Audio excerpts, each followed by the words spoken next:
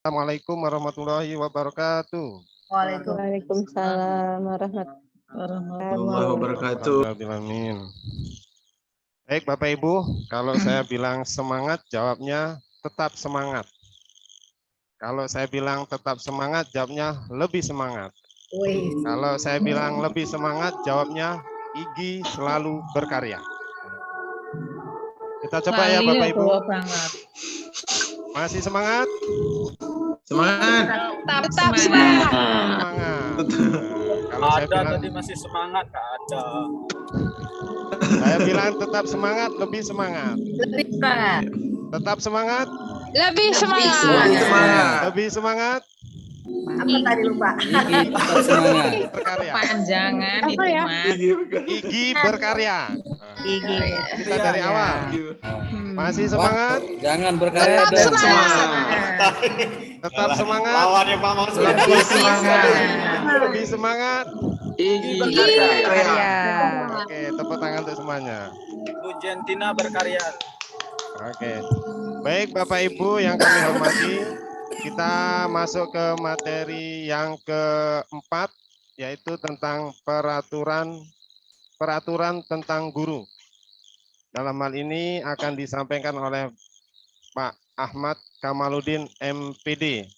Nah, sebelumnya kita bacakan terlebih dahulu kurikulum vitae atau biodata beliau. Kurikulum vitae atau biodata beliau kepada yang bisa meng-share screen, silakan Bapak Ibu. Aku nggak punya Pak, nggak dikirimin. Nggak dikirimin ya? Bapak aja langsung.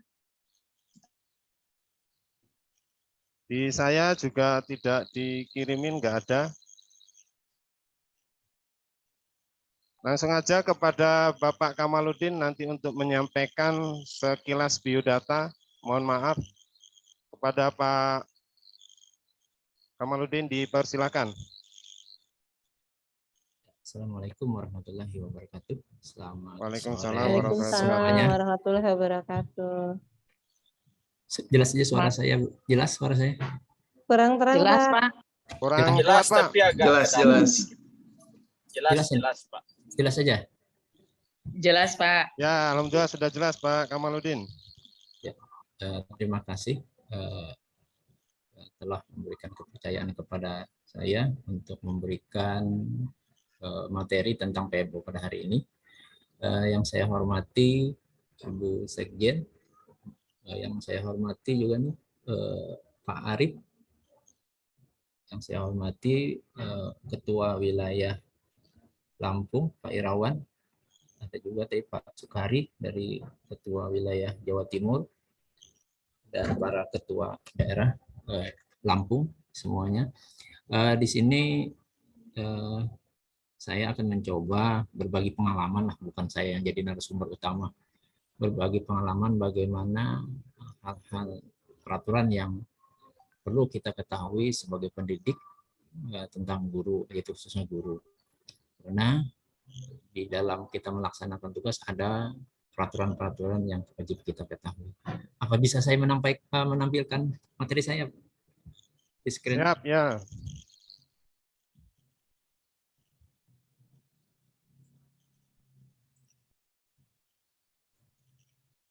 Masih belum bisa.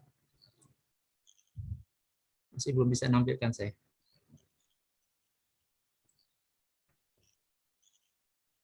Silakan Pak, bisa Pak. Oh, bisa. Coba lagi. Nah ini. Baik. Nah, ini tadi subuh bikinnya coba-coba, alhamdulillah bisa.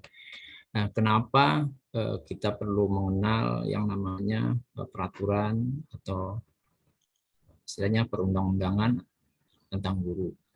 Di sini kan bahwa guru adalah jabatan sebagai profesi yang berarti suatu jabatan yang memerlukan suatu keahlian khusus yang tidak dapat dilakukan oleh sembarang orang di luar bidang pendidikan. Itu kan sangat jelas. Karena selain itu juga guru itu adalah panggilan jiwa.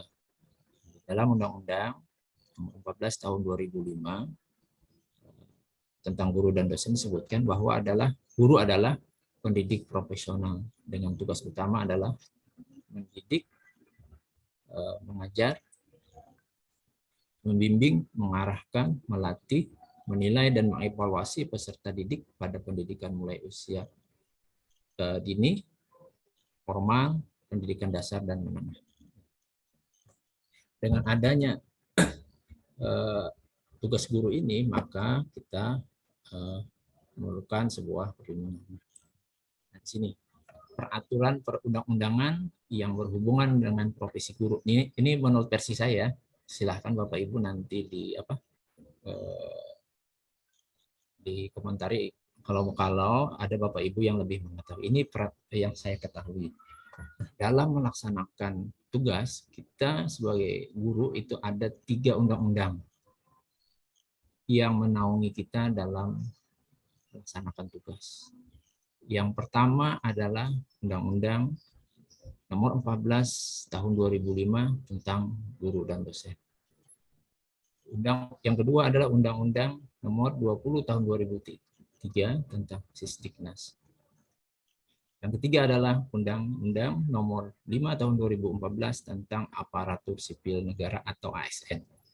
Ini kalau ada gurunya yang sudah jadi ASN, maka dia akan masuk di poin 3 ini.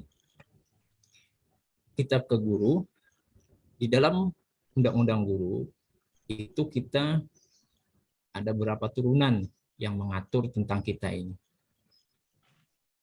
Selain undang-undang tadi, yang pertama adalah PP nomor 17 tahun 2007, perubahan atas PP 74 tahun 2008 tentang guru. Itu ada PP nomor 39 tahun 2000 tentang perubahan PP nomor 38 tahun 1992 tentang tenaga kependidikan. Nah, tentang juknis perlindungannya itu diatur melalui Permendikbud RI nomor 10 tahun 2017 tentang perlindungan bagi pendidik dan tenaga kependidikan. Di dalam Permendikbud inilah juknisnya diatur bagaimana proses perlindungan pendidik. Itu bisa perlindungan hukum, perlindungan profesi, perlindungan keselamatan dan kesehatan kerja, dan perlindungan hak kekayaan intelektual. Di sini mekanismenya diatur di Permendikbud nomor 10 tahun 2017. Kita dalam berorganisasi, kita kan di IGI. Kita di IGI. Dalam menjalankan organisasi profesi guru, berdasarkan Undang-Undang Nomor 14 Tahun 2005 tentang guru dan dosen, Pasal 1 Ayat 13, organisasi profesi guru adalah perkumpulan, maksudnya perkumpulan orang, termasuk kita adalah guru, yang berbadan hukum, yang didirikan dan diurus oleh guru untuk mengembangkan profesionalitas guru. Ini terkadang kita di lapangan dipertanyakan orang, saya sering ya, ketika bersentuhan dengan istilahnya organisasi-organisasi lain, mereka mempertanyakan apakah IGI itu ilegal. Saya cukup menjawabnya dengan ini, Undang-Undang Nomor 14 Tahun 2005, Pasal 1 Ayat 13. Ini letaknya di pembuka, di ketentuan umum. Selanjutnya di Pasal 14 Ayat 1, dalam melaksanakan tugas keprofesionalan, guru berhak memiliki kebebasan untuk berserikat dalam organisasi profesi guru. Ini pasal 14-nya. Selanjutnya, nah di pasal 41-nya, nah disinilah letak perlindungan guru. Di pasal 41 sama pasal 39. Nah tadi sudah di awal tadi saya jelaskan bahwa guru membentuk organisasi profesi yang bersifat independen. Ayat 2-nya, organisasi profesi yang dimaksud dengan ayat 1 berfungsi untuk memajukan profesi, meningkatkan kompetensi, karir, wawasan kependidikan, perlindungan profesi, kesejahteraan, dan pengabdian kepada masyarakat.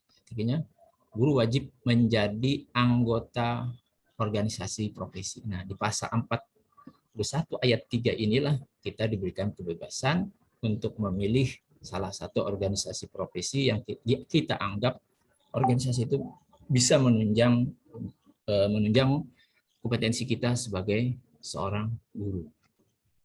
Di pasal 4-nya, pembentukan organisasi profesi yang dimaksud ayat 1 sesuai dengan peraturan perundang-undangan. Nah, dalam hal ini, organisasi kita di IGI itu sudah memiliki,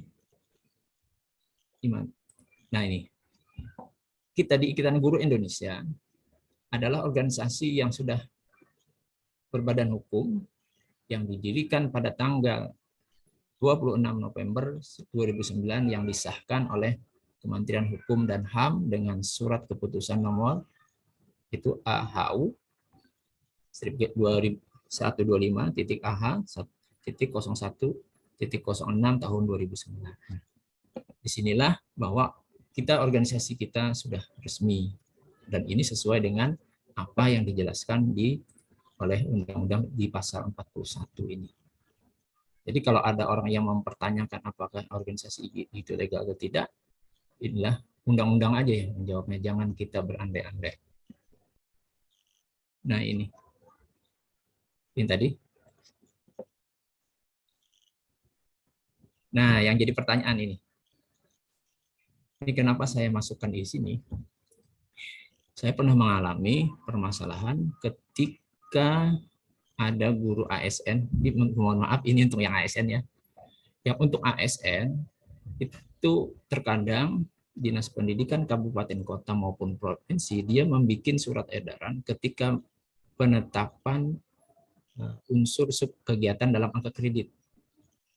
Dia hanya mencantumkan satu organisasi saja.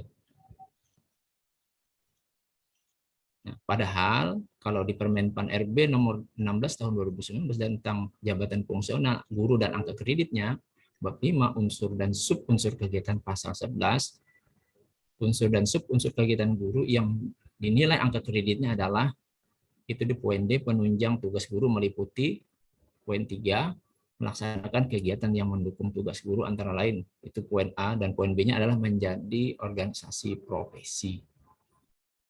Disinilah bahwa KTA IGI dan kepengurusan kita di pengurus baik pusat, wilayah, dan kabupaten kota, itu ada angka kreditnya diakui.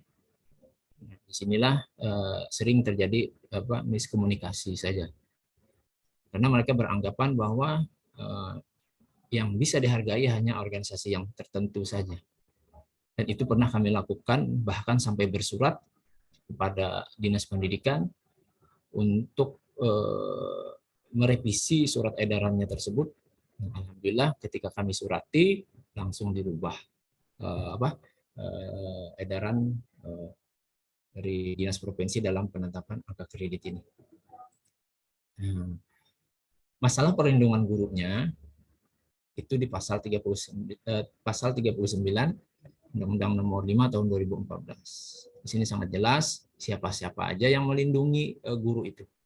Satu adalah pemerintah, yaitu pemerintah pusat, pemerintah daerah, baik provinsi maupun kabupaten kota, masyarakat, organisasi profesi. Nah, kita di sini masuknya di pasal 1, di ayat 1, dan satuan pendidikan wajib memberi perlindungan terhadap guru dalam melaksanakan tugas. Ini maksudnya dalam melaksanakan tugas, bukan dalam tindakan kekerasan.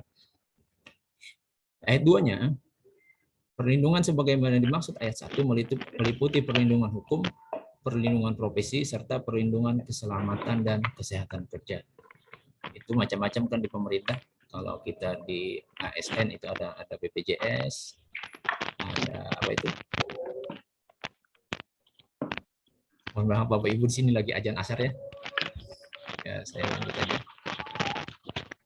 Yang pasal 3-nya, perlindungan hukum sebagaimana dimaksud ayat 2 mencakup perlindungan hukum terhadap tindakan kekerasan, ancaman, perlakuan diskriminatif, intimidasi, atau perlakuan tidak adil dari peserta didik, orang tua, peserta didik, masyarakat, maupun birokrasi dan pihak yang lain.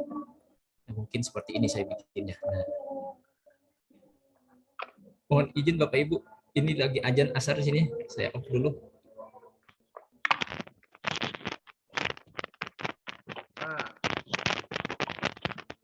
Silakan.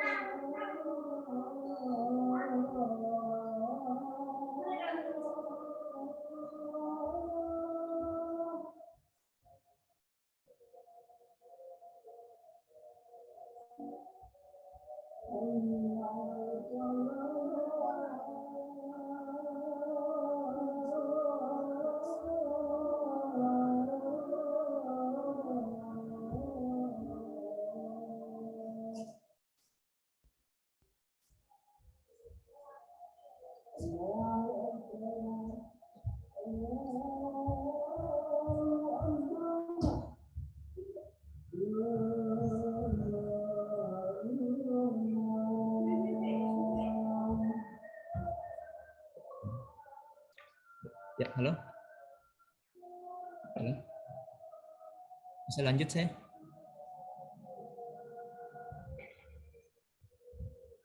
Iya Pak, silahkan Ya. dilanjut. Nah, ini ada bagannya perlindungan guru. Ya, ini ada perlindungan hukum, perlindungan profesi, perlindungan keselamatan kerja, dan hak kekayaan intelektual. Nah, yang 4 ini ada diatur bagannya ini ada di Permendikbud nomor 10 tahun 2017 tentang perlindungan pendidik dan tenaga kependidikan.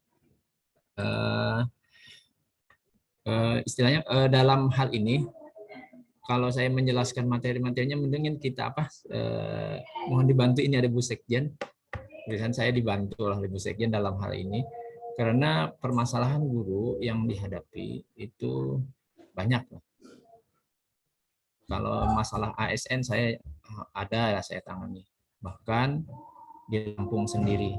Menurut saya Lampung ini, Provinsi Lampung bagi saya tidak asing lah. Karena saya sejak tahun 2021 itu ada beberapa kabupaten di Lampung yang saya dampingi khususnya untuk guru dan ASN ketika mereka permasalahan di legalitas formil mereka, itu diantaranya adalah satu untuk mendapatkan NPTK, yang kedua tunjangan profesi mereka dipensiunkan oleh Dinas Pendidikan. Hal-hal yang seperti inilah yang sering saya komunikasi dengan kawan-kawan guru-guru non ASN yang ada di Provinsi Lampung. Nggak salah, kemarin itu ada 4 kabupaten yang sering kami aktif komunikasi, dan alhamdulillah mereka semuanya, khususnya yang di masalah yang pembayaran TPG-nya dipensiunkan akhirnya dibayarkan, dan mereka hampir semuanya lulus di seleksi ASN P3K di tahun 2021 tadi. Mungkin kita sambil dialog aja Bapak Ibu di sini terkait permasalahan perlindungan guru ini, karena apa yang dihadapi daerah itu kan beda-beda. Komponennya ada 4 inilah yang kita berhak untuk mendapatkannya. Saya kembalikan kepada moderator.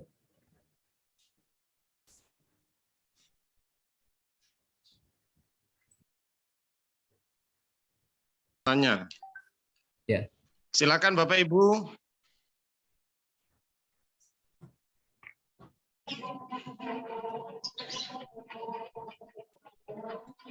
Terkait dengan perlindungan guru, Bapak Ibu, siapa tahu ada pengalaman sehingga bisa berbagi kemudahan untuk bersama.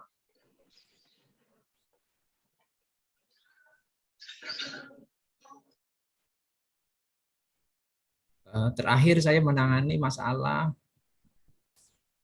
ini berbagi pengalaman ya. Terakhir saya menangani masalah daerah itu ada yang mewajibkan guru-gurunya untuk memakai seragam organisasi tertentu, dan itu sudah kita berikan jawaban melalui masukan kita dari PP, karena permasalahannya adalah di daerah, maka yang berhak menjawabnya adalah daerah, bukan PP. Kita hanya memberikan konsep tulisan regulasinya saja. Ini buat yang ASN ya Pak ya? Pak Kamal? Halo? Ya, Nggih. Ini buat yang ASN ya? Yang mana, Bu? Ini tadi yang Bapak bilang kan buat ASN ya? Non ASN bisa, Bu, di sini di perlindungan hukumnya juga sama. Tadi yang khusus buat ASN itu yang mananya aja tadi? Yang ASN. Tadi Bapak bilang ini khusus buat ASN gitu. Ini Bu, ini di ASN. Kan ASN itu macam-macam ini ya. Ada disiplin kan. Kalau Undang-Undang Nomor 5 Bu, tahun 2014 tentang aparatur sipil negara. Undang-Undang Nomor 5, oh Nomor 5. ASN kan terbagi dua, ada PNS dan P3K. Iya. Cuma kadang saya juga bingung di sekolah saya tuh, saya kan masih guru honor gitu ya. Suka bilang juga termasuk ASN gitu karena mendapat dana hibah dari pemerintah gitu.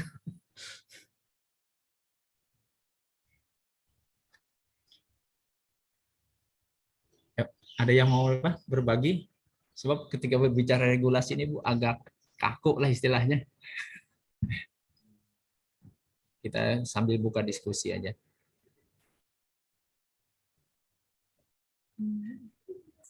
Pak Irawan.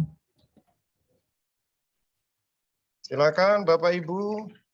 Kita saling berbagi aja di sini, masalah peraturannya agak ribet.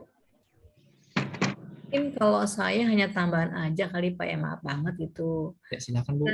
Peraturan buat ASN dan perlindungan. Nah, kita gitu sebetulnya menyentuh nggak sih untuk guru-guru honor kayak saya dan teman-teman di daerah gitu loh. Itu kan masih banyak masalah yang sering banget gitu ya. Iya. Mungkin itu masukan kali ya buat teman-teman di IG gitu. Ya, terima kasih Bu Sri Wahyuni. Ya, Bu Sri. Saya sering membantu kawan-kawan itu melalui yang namanya pendampingan. Tidak IG-nya langsung, tapi sifatnya mendampingi dari forum-forumnya. Dan itu saya sendiri pelakunya, Bu. Saya aktif di pergerakan guru honor itu sejak tahun 2007 sampai 2017. Itu saya sebagai koordinator, yaitu Forum Guru Honorer Sekolah Negeri Kota Banjarmasin, Provinsi Kalimantan Selatan. Itu aktif saya mulai dari honor K1, K2, dan termasuk yang sekarang. Mulai 2017 sampai sekarang saya menjadi pembina forum itu tersebut, GHSN itu.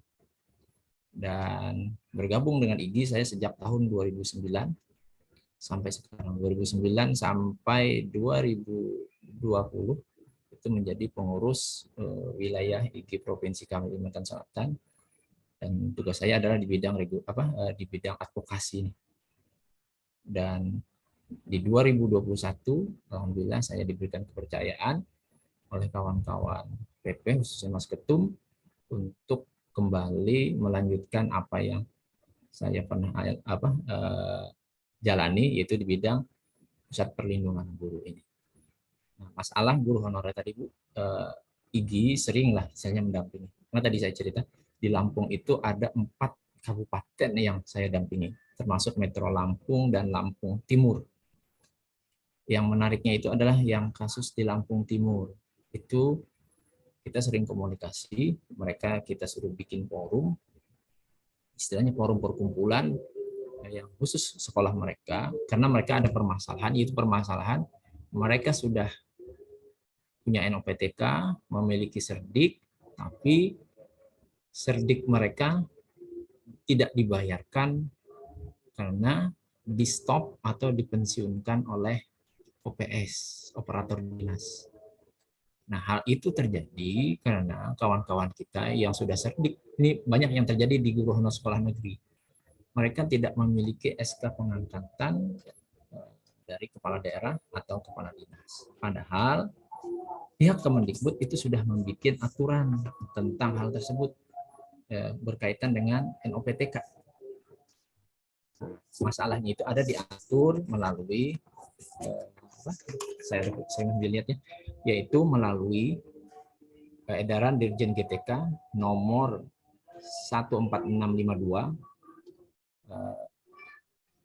perihal penerbitan NOPTK bagi tenaga pendidik pada satuan formal dan non formal pada tahun 2015. Nah, di dalam surat edaran ini itu bagi guru yang ada di sekolah negeri itu wajib memiliki SK pengangkatan dari kepala daerah atau kepala daerah, bupati, wali kota atau gubernur. Sedangkan untuk di sekolah yang yayasan minimal 2 tahun memiliki SK pengangkatan dari yayasan. Yang kedua yaitu peraturan Sekjen Kemendikbud nomor 1 tahun 2018 tentang juknis pengelolaan NOPTK. Itu ada di pasalnya dijelaskan bahwa bagi guru yang ada di sekolah negeri itu wajib memiliki SK pengangkatan oleh kepala dinas agar lebih dipermudah yang di 2018. Sedangkan di yayasan tetap itu minimal 2 tahun dan memiliki SK pengangkatan dari yayasan. Nah, yang terbenturnya adalah di pembayaran. Kalau di swasta lebih mudah dibayarnya. Kalau di negeri mereka meminta lagi. Karena di peraturan Sekjen Kemendikbud nomor 6 tahun 2020 tentang petunjuk juknis pengelolaan penyaluran TPK, bagi guru yang di sekolah negeri mereka wajib ada surat penugasan atau pengangkatan dari kepala dinas, bupati ataupun wali kota. Kalau di yayasan tetap sama, ada SK pengangkatan dari yayasan. Peraturan yang dikeluarkan oleh Kemendikbud ini ternyata tidak sejalan, tidak bisa diterapkan oleh daerah-daerah. Ada miskomunikasi, padahal yang bikin aturan adalah Kemendikbud, tapi daerah tidak bisa mengeluarkan SK itu. Mereka punya alasan bahwa kami daerah tidak berani menerbitkan SK tersebut karena kami dibentuk ada PP 48 tahun 2005 tentang larangan pengangkatan tenaga honorer menjadi CPNS.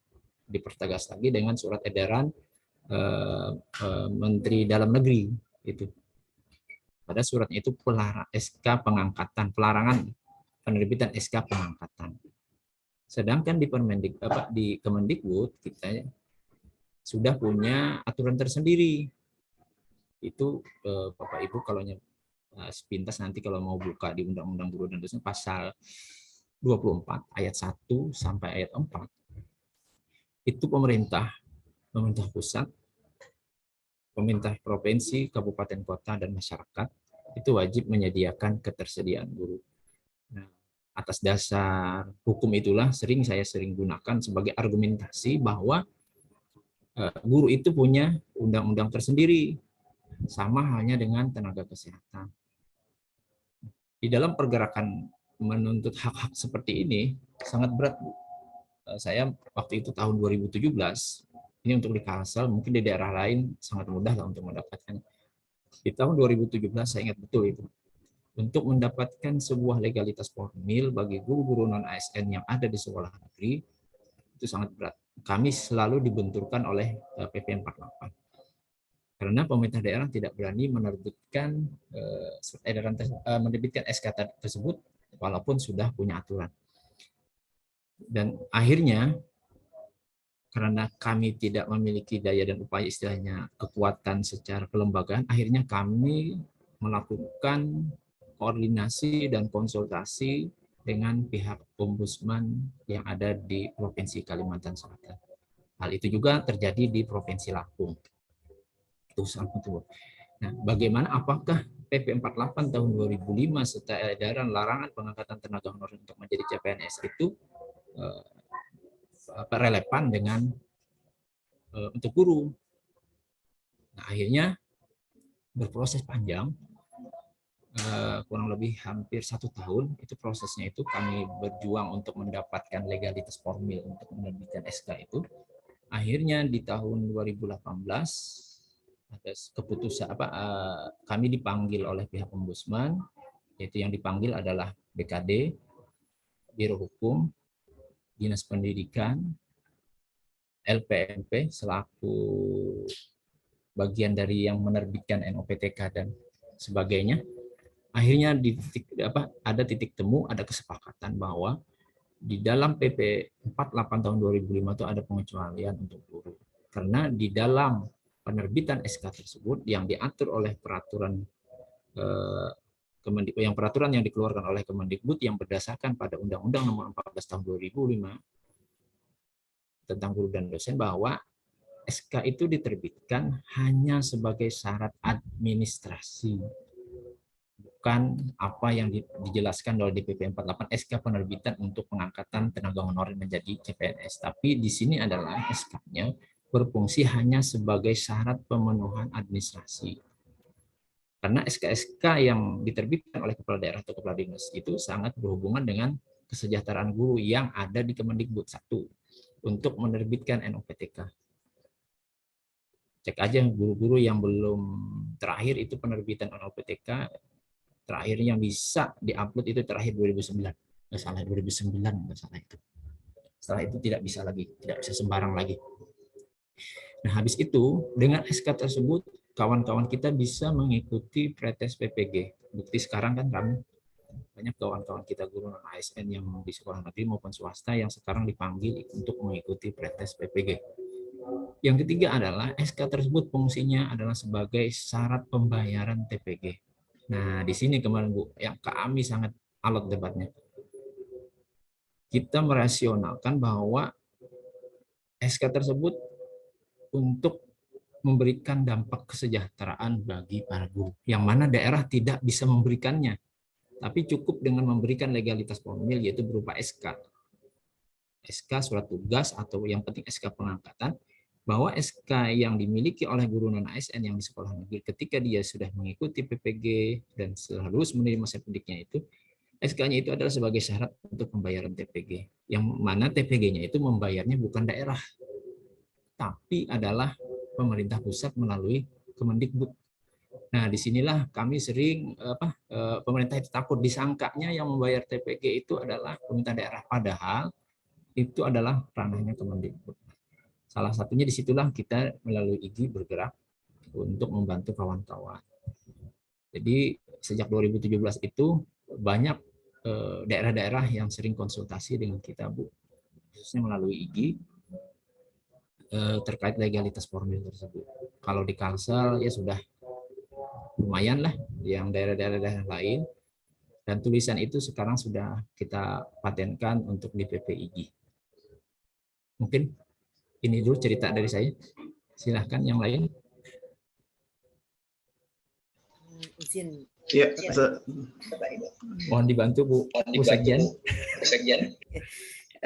Izin ya Pak Mary ya. Jadi gini Bapak Ibu, untuk materi ini memang sebenarnya materinya banyak sekali ya. Dari UU nomor 14 tahun 2005, kemudian nomor 17 tahun 2017. Ini kalau kita bahas semua nih, kalau mau dibedah, itu nggak akan habis sampai sahur gitu ya.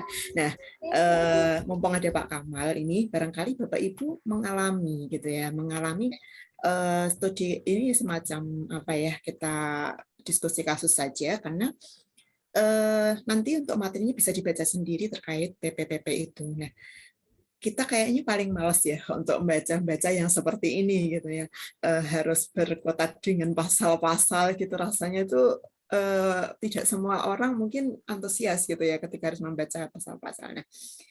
Ini beberapa kali kasus, termasuk kasus kita di IG nih Bapak Ibu.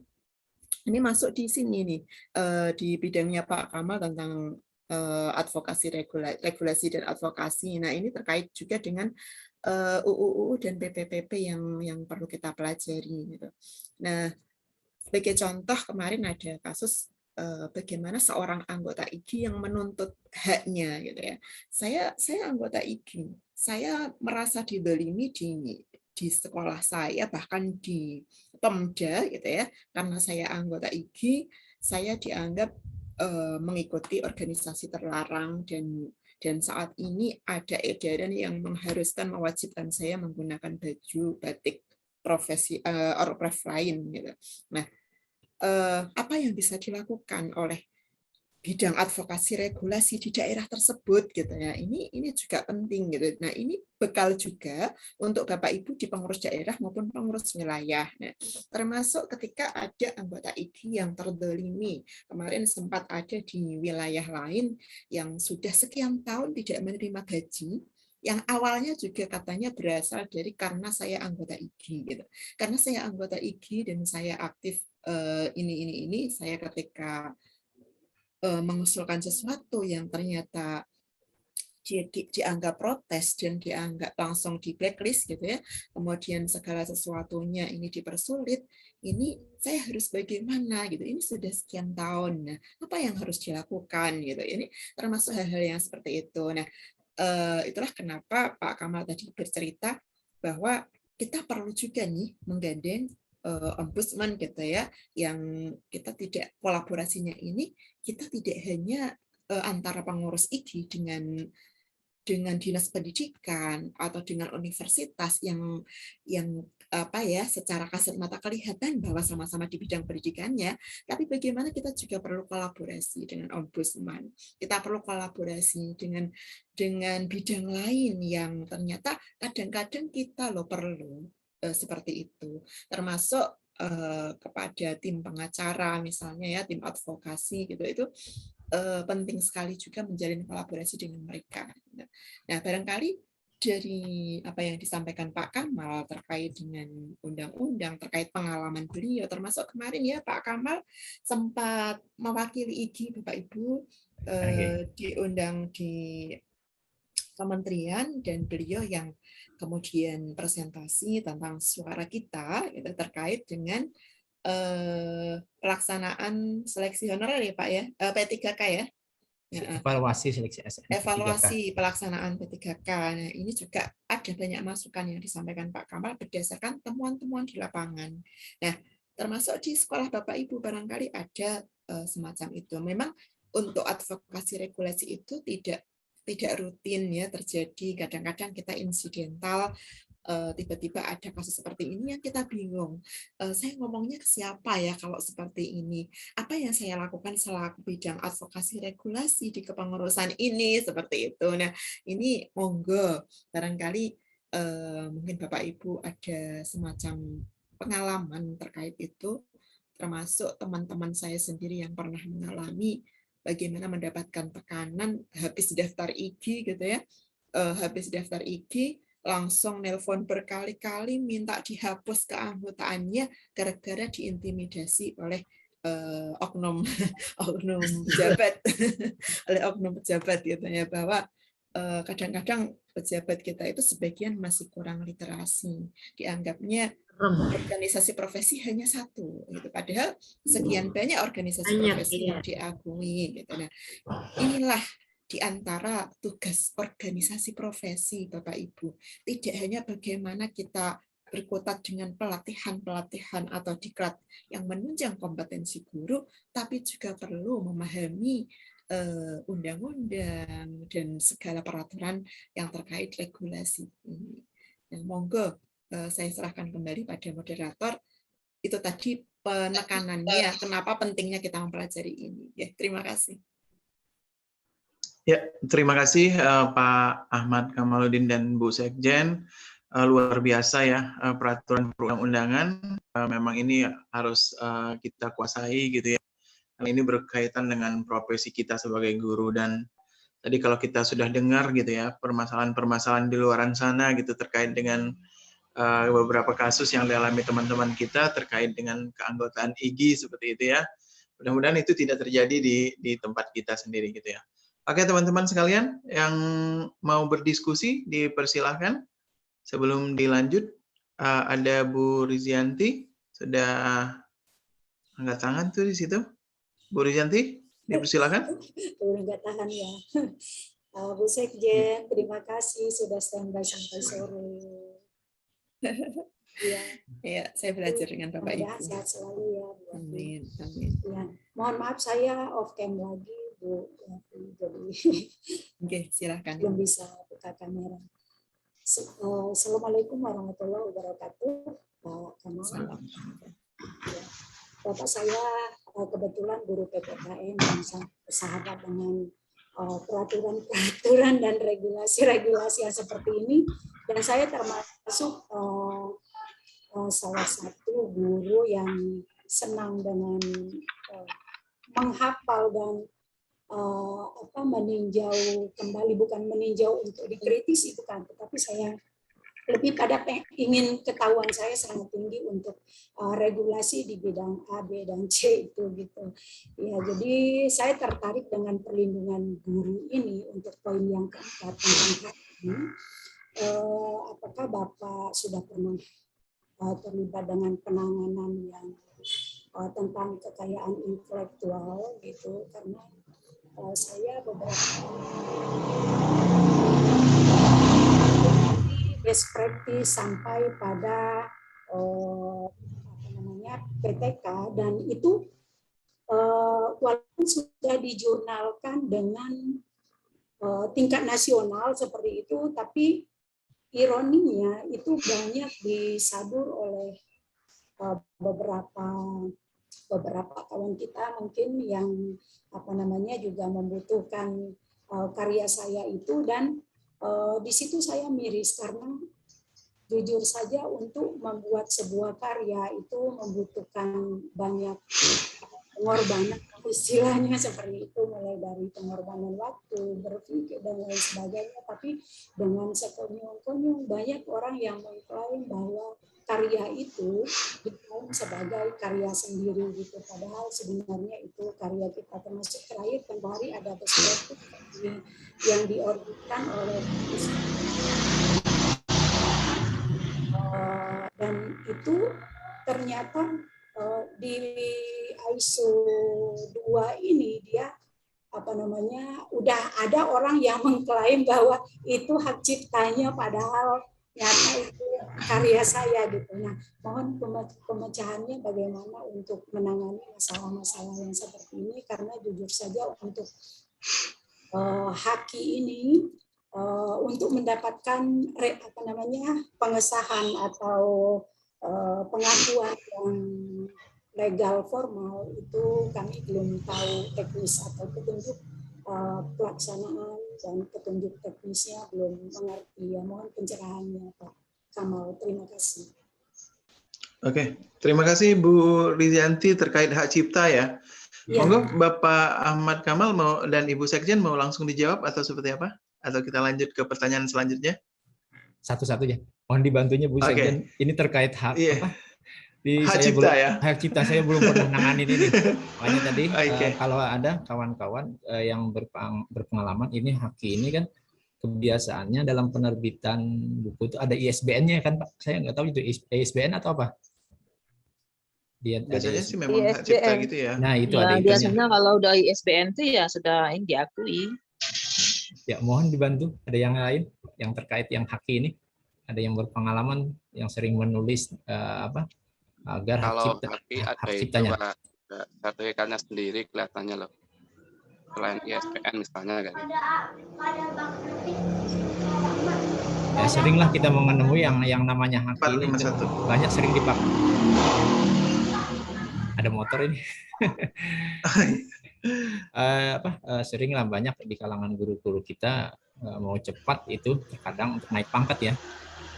Misalnya dari 3B ke 3C, 3C ke 3D, 3D ke 4A, 4A ke 4D. Nah, masalah haki ini kayaknya tidak menjadi perhatian serius oleh para pembuat kebijakan dalam penetap untuk naik pangkat itu, diselidiki atau tidak. Nah, disinilah sering apa yang diceritakan Ibu terjadi pembajakan karya lah. Hak cipta ya, pelanggaran. Tapi tetap dibiarkan dan berkelanjutan. Apakah di IG mau menindaklanjutinya ini perlu diskusi serius ini, karena sekarang masalah tulisan-tulisan itu ketika kita buka di Google udah tinggal download, edit, jadi. Apalagi ada kerjasama dengan pihak tertentu dalam penghitungan untuk naik pangkat kan, ya tahu beres sudah selesai. Nah, itu yang terjadi. Mohon dibantu Bu Sekjen. Oke, Bu Sekjen. Assalamualaikum. Waalaikumsalam. Ya, Ini juga sedang jadi program pengurus pusat sebenarnya ya, bahwa untuk HG ini sedang akan dijadikan program karena sejak ini kan ada pusat riset IG-nya sekarang. Nah, ini kalau di PPT Pak Kamal ini masuk perlindungan HG di yang terakhir ya di sini.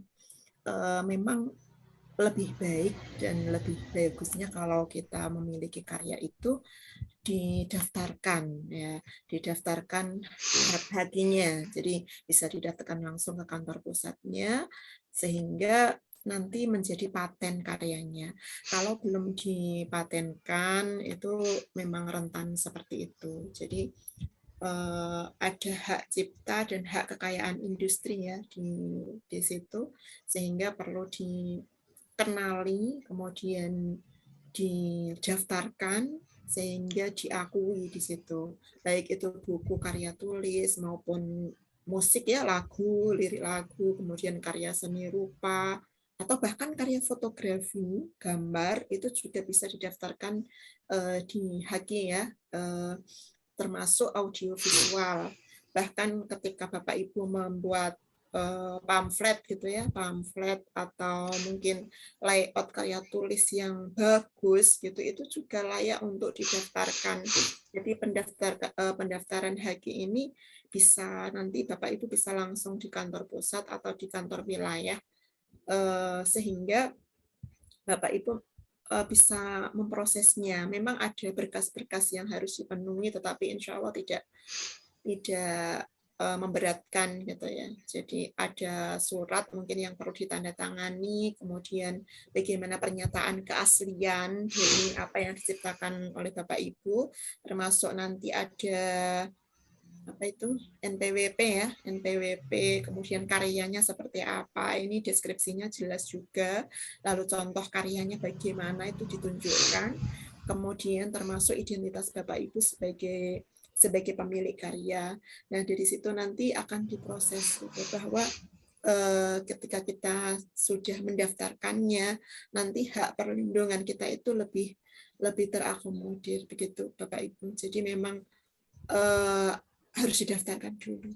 Mungkin itu yang saya tahu sih, karena saya juga belum banyak bersinggungan dengan itu, tapi setahu saya seperti itu. Baik, terima kasih Bu Wafi dan Pak Kamal. Sama-sama. Mungkin sekedar masukan saja, ada Putra IG untuk mempermudah para guru untuk menghasilkan karya-karya terbaiknya gitu. Nah, karena untuk mendaftar dan mendapatkan ISSN atau ISBN saja itu kita harus membayar dengan 1 koma gitu. Jadi mungkin kalau ada fasilitasi atau IG bisa memfasilitator kinerja guru untuk bisa meningkatkan kompetensi, itu pembajakan dan pelanggaran hak cipta itu mungkin bisa diminimalisir seperti itu. Hemat saya seperti itu. Terima kasih. Kalau ISBN gratis, setahu saya Bu, tapi biasanya memang ini ya berkaitan dengan penerbitnya ya itu yang berbayar itu biasanya jasa penerbitnya. Kalau ISBN gratis, nah ini ada Pak Febri ini. Pak Febri biasa menangani itu Bu. Karena untuk bikin jurnal, untuk mendapatkan nomor itu saja kita harus membayar dengan sejumlah sekian gitu. Jadi mungkin bagi sebagian guru termasuk saya itu agak berat. Itu hanya jurnal gitu. Ya baik, terima kasih Bu Wafi. Ya, terima kasih. Tapi benar apa yang disampaikan Ibu, memang harus ada perhatian khusus gitu ya, dan ini memang nanti akan ditangani oleh pusat riset IG bagaimana HG ini mulai diperhatikan oleh para guru sendiri gitu, karena banyak yang masih mengabaikan. Oke, terima kasih Bu.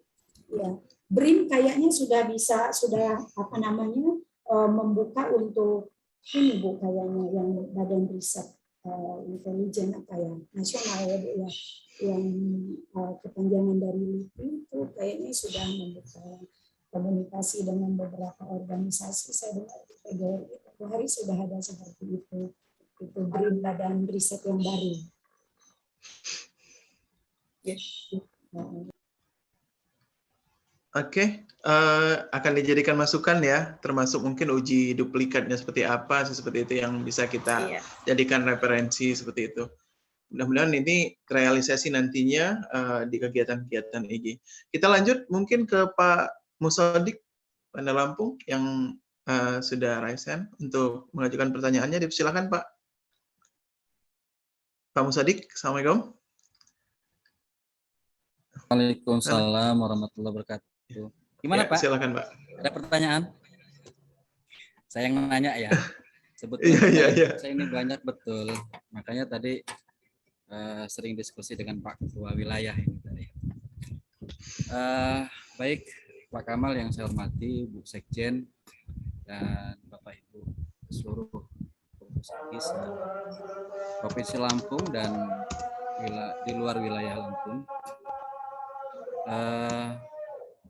Kalau kita berbicara kasuistik ya, kasus yang terjadi di sekitaran guru tentu banyak sekali ya. Dari persoalan-persoalan yang sifatnya individu sampai kepada organisasi seperti itu. Saya ingin contohkan misalnya persoalan-persoalan yang mungkin sering terjadi pada profesi guru atau mungkin kepala sekolah dalam hal ini gitu ya, tentang jabatan-jabatan seorang kepala sekolah misalnya seperti itu. Jabatan seorang kepala sekolah itu kan misalnya kalau negeri mungkin karuan itu jadi kewenangan pejabat setempat gitu ya. Tapi kalau misalnya di yayasan itu kadang-kadang juga kadang-kala juga terjadi katakanlah dalam tanda kutip kesewenang-wenangan ya, diambil oleh yayasan terhadap anak buahnya atau pekerjanya atau guru yang bekerja di sekolah seperti itu. Jadi yang saya rasakan atau yang saya ketahui sejauh ini bahwa sepertinya profesi guru ini ya tidak akan pernah dilirik kalau belum yang sifatnya itu sudah kasus itu di blow up di media, kemudian itu tersiar kabar di mana-mana dan kasusnya bukan hanya hal-hal seperti itu gitu. Pertanyaan saya gini sebetulnya, karena ini kita berbicara masalah hukum. Tadi Pak Kamal saya melihat sepertinya kok beliau sendiri yang berbicara tentang itu gitu ya. Kita ini ilmunya nggak dapat ini Pak sebetulnya. Apakah sebetulnya kita ini di IG itu perlu ada orang-orang hukum yang kemudian membantu pengurus IG untuk masuk ke dalam struktur kepengurusan sehingga ketika kita berbicara tentang hukum itu akan lebih kuat seperti itu. Karena kita kan hari-harinya hanya mengajar siswa begitu ya. Sementara kita kalau mengenal istilah-istilah dalam hukum itu mungkin amat sangat sedikit sekali, sehingga ke depan itu IG ini akan bisa lebih tampil gitu, dalam artian itu bisa mengadvokasi guru-guru yang memang dalam tanda kutip bermasalah dalam hal apapun. Jadi ini masukan, kemudian juga yang himbauan seperti itu. Saya kira itu saja. Sejenis bantuan hukum. Terima kasih. Oke, silakan ditanggapi Bapak Kamal atau Ibu Sekjen. Coba saya tanggapi ya. Siap. Ini cerita aja ya, saya cerita pengalaman. Saya pernah menangani kasus waktu itu masalah pembiayaan subsidi bagi guru ASN dan non-ASN kuliah, Pak. Itu diatur oleh PP 74 tahun 2008 yang dirubah menjadi PP nomor ada tadi ini. Nah ini. Nah, dirubah menjadi PP 17 tahun 2017. Yang mana di dalam PP tersebut dijadikan bahan temuan oleh pihak inspektorat bahwa apa yang dilakukan oleh Dinas Pendidikan itu adalah melanggar aturan. Karena kata pihak inspektorat bahwa PP yang di 74 itu tidak dihapus sudah oleh PP 17 ini. Nah, ketika itu keputusan rekomendasi pihak inspektorat terhadap Dinas Pendidikan yang mana di situ adalah wajib mengembalikan uang yang telah dibayarkan kepada kurang lebih 100 Pak. Duit uangnya itu lebih 400, hampir 1,5 M, 460 juta sekian. Yang kedua temuannya adalah tentang BPJS. Itu temuannya hampir 6 M. Tidak gampang Pak. Nah, waktu itu kasusnya di tahap sanggah. Ada diberikan waktu oleh pihak sanggah. Nah, akhirnya ini ceritanya sangat lucu dan aneh bin ajaib. Yang dipinta tanggapan itu adalah ke saya, Pak. Kebetulan saya adalah pengurus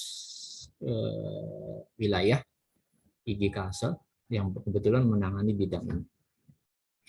Betul kita ada kendalanya Pak di situ. Kalau kita memberikan pendapat hukum, kalau tidak bertitel SH ya ujungnya, itu tidak dianggap sebagai kajian hukum. Nah, tapi saya mensiasati waktu itu, Pak. Karena waktu itu kami meminta kepada orang tersebut, karena yang mengembalikan itu ada 3 orang, Pak. 1 kepala dinas, yang kedua bidang PTK, yang kabit PTK, dan yang ketiga adalah bendahara. Mereka wajib mengganti uang yang sekian itu, karena melanggar PP 17 tahun 2007. Dan waktu itu kami diberi waktu cuma 1 minggu, Pak, untuk menelaah laporan dari inspektorat tersebut. Di mana mencari celah apa yang dijadikan temuan pihak inspektorat tadi, kita harus bisa menyanggahnya. Alhamdulillah, ya kurang lebih ya 3 hari lah saya membuka peraturan-peraturan itu lumayan tebal. Saya telaah sendiri. Setelah kita telaah, ternyata apa yang direkomendasikan pihak inspektorat tersebut tidak sesuai karena ada pasal yang masih belum dihapus oleh PP yang barunya itu. Nah, ketika saya membuat argumentasi hukumnya, saya konsultasi dengan para pengacara, lawyer lah istilahnya, dan pre waktu itu. Saya minta izin apa yang kita tulis dari IG, kan dia minta komentar minta tanggapan dari organisasi profesi. Nah, karena saya tidak bertitel SH, maka saya berkolaborasi atau berkoordinasi dengan pengacara. Minta bantuan untuk di tim ahlinya itu, Pak. Di ujung tanggapan kita harus ada orang yang bertitel SH. Nah, akhirnya kita koordinasi dengan pihak pengacara, ada 2 orang yang waktu itu bertitel SH, dan sisanya nama-nama kami. Dan alhamdulillah tanggapan dari kita, dari IG, itu apa yang dianggap pelanggaran oleh pihak inspektorat terhadap dinas tersebut, akhirnya bisa terbantahkan dan mereka tidak jadi mengembalikan uang yang ratusan juta itu. Dan akhirnya kawan-kawan kita yang guru non ASN dengan BPJS-nya yang tadi setahunnya hampir 6 M Bu untuk dibayarkan, akhirnya tetap lanjut dan terus. Jadi kita ada kendala memang sebenarnya. Kita sebagai guru itu di organisasi profesi memang betul harus memerlukan orang yang yang ada pengacaranya. Tapi di Undang-Undang ASN lagi kita terbenturnya. Kalau bisa, kalau guru non ASN yang itu bisa berprofesi ganda. Kalau ASN tidak boleh berprofesi ganda sebagai pengacara. Kalau non ASN bisa.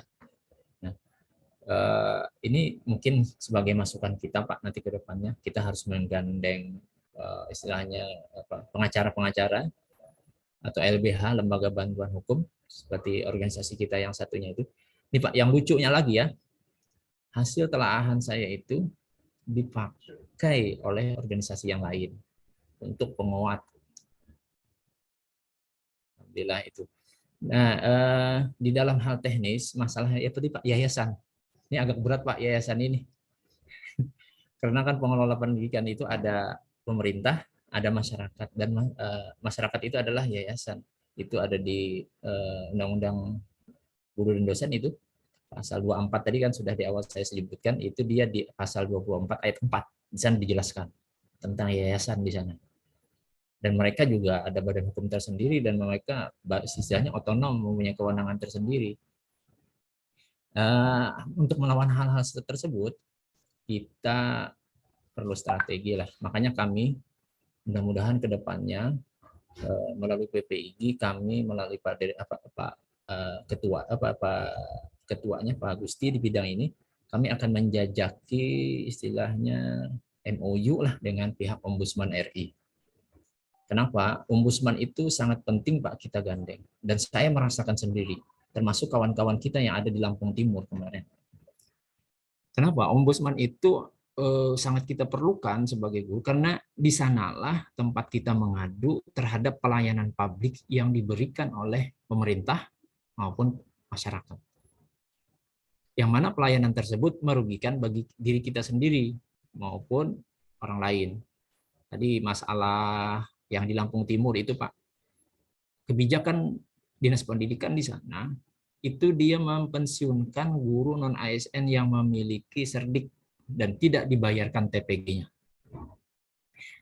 Kalau kita dari IGI berpendapat secara regulasi oke, tapi tidak bisa menjadikan sebuah keputusan yang berketetapan hukum. Nah, melalui Ombudsman, dia akan memberikan sebuah rekomendasi hasil temuan dan hasil kajian yang dia temukan. Dan hasil kajian dan temuan waktu itu, kajiannya dan rekomendasi dari Ombudsman Provinsi Lampung adalah kepada Dinas Pendidikan Kabupaten Lampung Timur untuk memberikan akses kembali bahwa guru yang sudah TPG tadi sudah memiliki serdik tadi untuk dibayarkan TPG-nya dengan menerbitkan SKT lah, surat keterangan bahwa surat keterangan atau surat pengangkatan dari Dinas Pendidikan untuk pembayaran TPG-nya. Mereka kemarin itu tidak diberikan SK dan dipensiunkan oleh aparatur dinas. Nah, melalui Ombudsman ini sangat penting Pak. Mudah-mudahan kita ke depannya silahkan aja yang untuk pengurus IGI Lampung lah istilahnya berkoordinasi dengan pihak Ombudsman perwakilan Provinsi Lampung, karena saya merasakan sendiri manfaat apa yang saya lakukan selama kerjasama dengan pihak Ombudsman. Saya pernah menangani ada kawan kita seorang ASN yang diberhentikan karena ada temuan laporan dan dia merasa tidak terima dengan laporan perlakuan oleh pemerintah daerah. Karena saya tidak ingin mementahkan apa yang dia inginkan, akhirnya kita bawa ke Ombudsman perwakilan Kalsel waktu itu. Dia diberhentikan menjadi ASN karena ada pemalsuan data oleh oknum temannya. Padahal dia tidak memalsukan, tapi kawannya yang memalsukan. Akhirnya di dalam keputusan itu ada namanya istilahnya pembiaran. Akhirnya yang bersangkutan dianggap tetap salah karena melakukan kerjasama lah istilahnya. Ada juga guru non ASN yang waktu itu pernah diberhentikan Pak sepihak oleh kepala sekolah. Dan juga sampai kasusnya ke polisi juga Pak. Dan akhirnya kami memediasinya juga melalui Ombudsman dan akhirnya tidak berlanjut. Dan bahwa wewenang kepala sekolah itu ada di tentang itu tugas-tugas kepala sekolah kan tidak ada yang namanya memberhentikan guru kan tidak ada. Nah, di situ yang ada namanya pembinaan. Nah, berdasarkan kajian-kajian tersebut, akhirnya kepala sekolah yang memberhentikan tidak menjadi memberhentikan, tapi dengan catatan-catatan kepada guru yang bersangkutan. Jadi, apakah kita dalam berorganisasi, kita perlu mitra dari intinya. Satu, kalau ada punya teman yang ahli di bidang hukum, kita kerjasama. Mudah-mudahan itu free atau gratis. Yang kedua adalah yang istilahnya betul-betul gratis, bahkan sangat bermanfaat, yaitu melalui Ombudsman Perwakilan Provinsi. Sampai sekarang Pak, saya masih dipinta kalau ada kasus masalah guru itu, saya terkadang dipinta pendapat oleh Ombudsman Perwakilan Provinsi Kalimantan Selatan. Ya mungkin itu saja Pak. Terima kasih tadi sarannya terkait masalah lawyer atau pengacara tadi. Siap Pak Kamal, terima kasih atas jawabannya dan tanggapannya. Baik, masih ada lagi yang ingin bertanya? Silakan Bapak Ibu.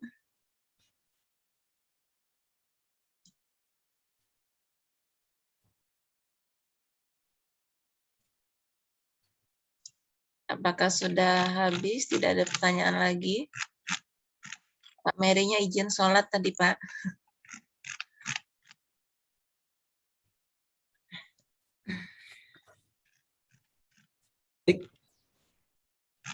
Pak Musadik. Pak Musadik. Ya, ya Pak. Ya, itu yang di Lampung Timur itu Pak Aham, Pak, yang di Lampung Timur. Dia sekarang lulus ASNP 3K. Itu yang saya bantu mereka di Lampung Timur, grupnya itu. Kurang lebih 30 orang lah yang tidak dibayar TPG-nya waktu itu. Bisa koordinasi dengan mereka, Pak. Di tangan mereka ada keputusan atau rekomendasi dari Ombudsman Provinsi Lampung terkait masalah legalitas SK-nya dan pembayaran TPG bagi guru non-ASN. Dan itu bisa menjadi rujukan bagi daerah-daerah yang lain, istilahnya TPG guru non-ASN yang tidak dibayarkan, maka rekomendasi Ombudsman Provinsi Lampung itu bisa menjadi rujukan bagi daerah-daerah yang ada di Provinsi Lampung. Jadi Pak Kamal sifatnya ini apa ya? Pendampingan yang kita lakukan ya Pak ya. Ya, pendampingan. Saya ingin bicara kasus sedikit Pak ya. Misalnya saya kebetulan salah satu wilayah kerja kita di Lampung Selatan. Di Lampung Selatan itu misalnya saya dengar bahwa untuk guru honorer itu sebagian dapat dan sebagian tidak mendapatkan haknya seperti itu. Nah, kami sejauh ini masih berbicara dengan beberapa komunitas guru ya, komunitas guru dan kepala sekolah untuk kemudian menyondingkan masalah itu ke pihak-pihak terkait, baik itu kepala dinas maupun kepada bupati langsung seperti itu. Namun dalam hal ini memang belum ada tindak lanjut yang signifikan.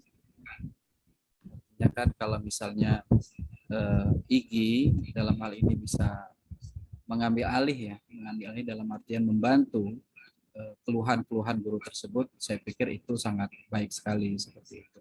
Tapi kan kemudian kita ini dihadapkan pada kemampuan yang terbatas ya, artinya berbicara hukum itu ya seperti apa hukum yang bisa kita. Kemudian juga regulasi-regulasi kita banyak tidak tahu seperti itu. Oleh karena itu mungkin materi yang sudah disampaikan oleh Pak Kamal sebaiknya mohon nanti bisa di-share sehingga bisa kami pelajari juga untuk di daerah, khususnya di wilayah Lampung ini. Itu masalah apa Pak yang di Lampung Selatan itu Pak? Yang dikomunikasi? Itu pencairan PG. Honor bukan ya.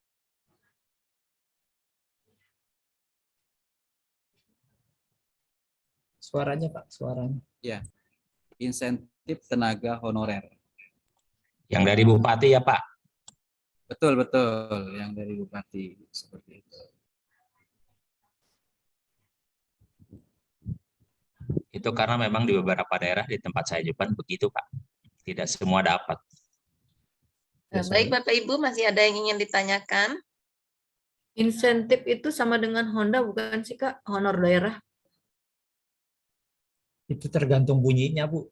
Oh gitu. Tergantung bunyi daerah masing-masing menyebutnya. Kalau di tempat ada yang menyebutnya tamsil, ada yang menyebutnya insentif. Sebab daerah yang pernah kita dampingi Bu di Kalsel ini, saya bawa tak di Kalsel ya. Waktu itu sejak 2017 itu kawan-kawan kita itu rata-rata hanya digaji melalui pos APBN. Nah setelah kita bergerak di 2017 itu alhamdulillah ada mulai perubahan kebijakan yang ada di Kalsel. Pak Ahmad, ya. Boleh tanya nggak? Kalau bos di daerah nominalnya berapa ya? Kalau di Jakarta kan lumayan. Oh Jakarta lumayan. Kalau Iya. kita di Kalsel tergantung Bu, kalau tergantung PAD masing-masing. Tergantung PAD masing-masing. Ketika kita mau mengangkat insentif itu, kita tidak berbicara masalah kasihan atau kasihan, tapi kita berbicara tentang masalah IPM, Bu, indeks pertumbuhan manusianya. Ya. Ya, jadi kita berbicara itu di hadapan para legislator. Kita mengkomunikasikan. Ini salah satu trik kita untuk membantu mensejahterakan guru-guru. Itu di 2017 kita sering komunikasi dengan pihak Komisi 4 kalau itu menangani bidang pendidikan. Ada BKD-nya, ada badan keuangannya, ada dinas pendidikannya, ada biro hukumnya. Menjelaskannya adalah kita berdasarkan IPM itu.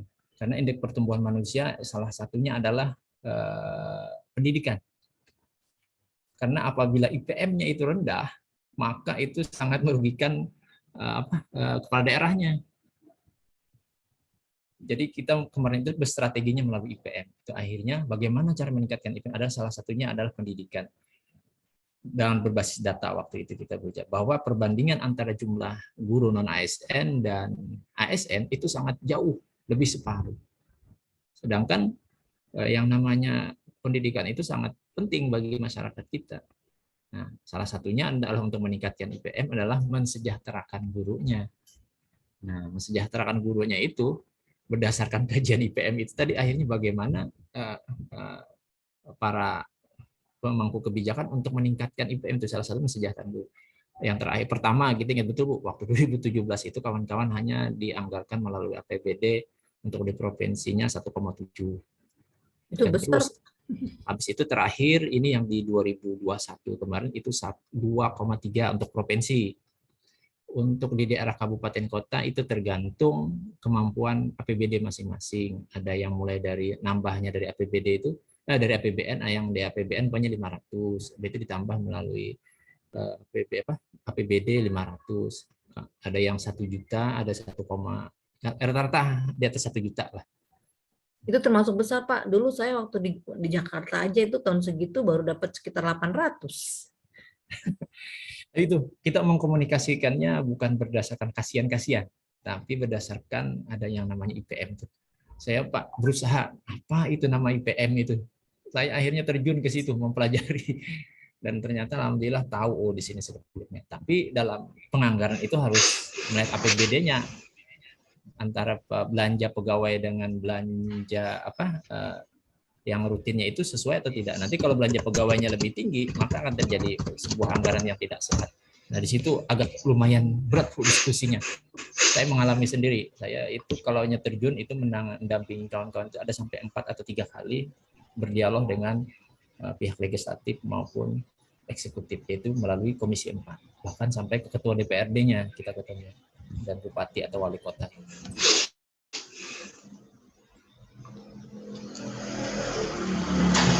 Kita sifatnya di situ hanya pendampingan.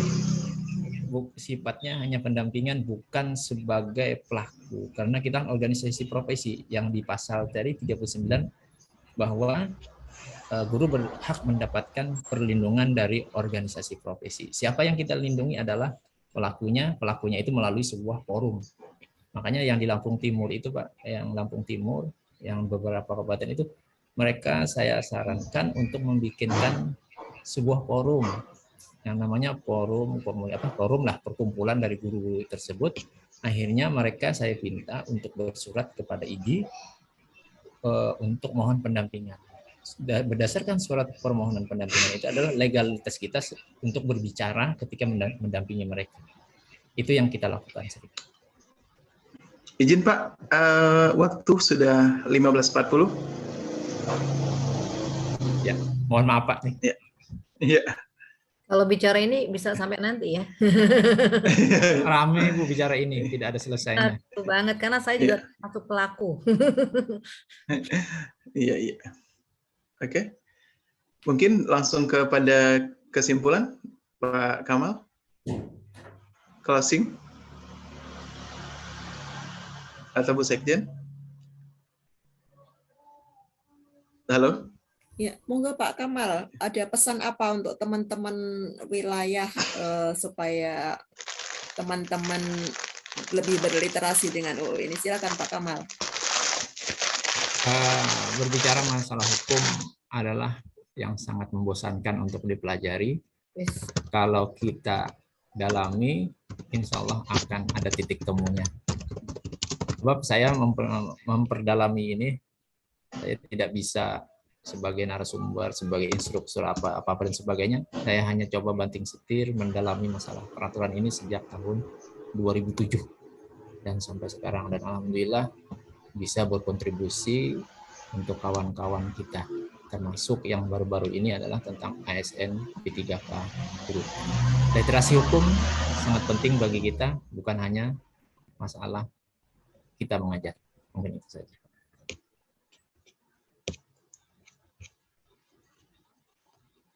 Oke, cukup. Terima kasih banyak Pak Ahmad Kamal. Demikianlah sesi kita yang keempat. Terima kasih banyak. Mudah-mudahan ini menjadi pencerahan lagi buat kita semua tentang peraturan perundang-undangan yang berhubungan dengan profesi guru. Sekali lagi berikan A+ buat Pak Kamal dan Bu Sekjen. Boleh di unmute gitu ya. Terima kasih banyak Pak. Kita cukupkan sampai di sini untuk sesi yang keempat. Saya moderator.